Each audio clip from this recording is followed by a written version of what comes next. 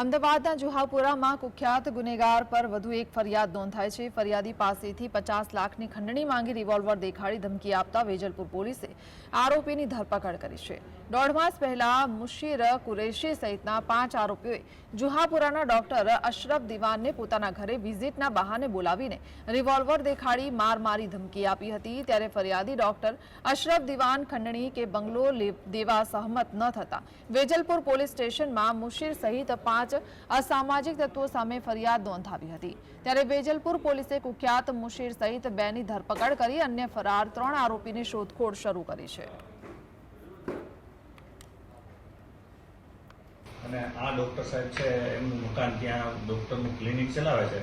એમની ફરિયાદ એવી હતી કે એ ક્લિનિકમાં ત્યાંથી સારવાર કરવાના બહાને મુશીર તથા મુશીરના માણસો એમને મુશીરના બંગલે લઈ ગયા અને એને બળજબરીથી એવું કીધું બંદૂક રાખી અને એના પર તું કાં 50 લાખ મને આપી દે અને આ મકાન ખાલી કરી નાખી જતો રહે અને નકર તને હું જાનથી મારી નાખીશ।